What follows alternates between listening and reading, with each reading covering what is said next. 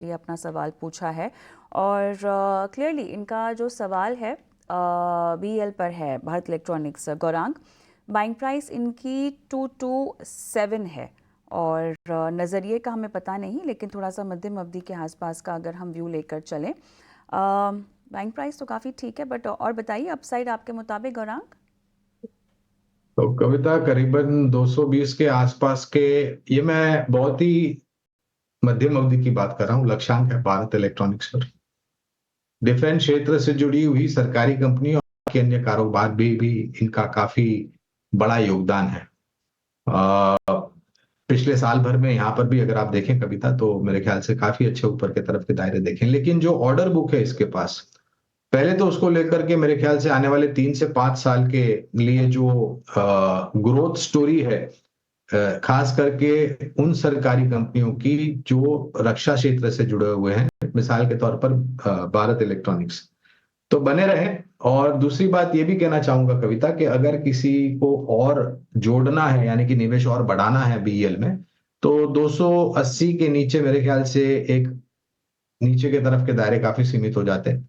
और अगर किसी को नया निवेश भी करना हो, तो हम ये कहेंगे कि आप इस स्तर पर शुरुआत कीजिए, पूरी ताकत लगा करके निवेश मत कीजिए। लेकिन हाँ, गिरावट आती है 280 के आसपास, तब जाकर के और जुड़े बने रहें। और अगर क्षमता है आपके पास, निवेश लायक पूंजी है लंबी अवधि के लिए, तो नया निवेश जोड़ सकते हैं और किसी को नया निवेश करना है तो वो भी कर सकते हैं। बीएल पर बुलिश नजर आते हुए इस वक्त गौरांग जी, और साफ तौर पर 280 के आसपास का लेवल अगर करेक्शन में मिलता है तो नई खरीदारी भी की जा सकती है और बने रहने की फिलहाल आपको सलाह मिलती हुई।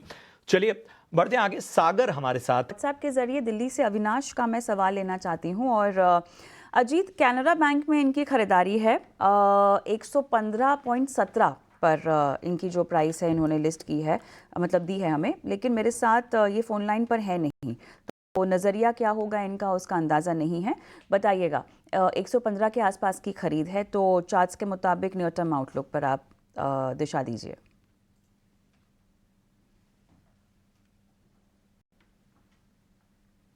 जैसे कि कंपैरेटिवली बेटर परफॉर्म कर रहे हैं अगर मैं देखूं तो, बिकॉज बैंकिंग इंडेक्स काफी लंबे टाइम से अंडर परफॉर्मेंस हम देख रहे हैं, जहां पे कि लार्जली प्राइवेट बैंकिंग मेजर्स उनमें सेलिंग प्रेशर देखने को मिला है।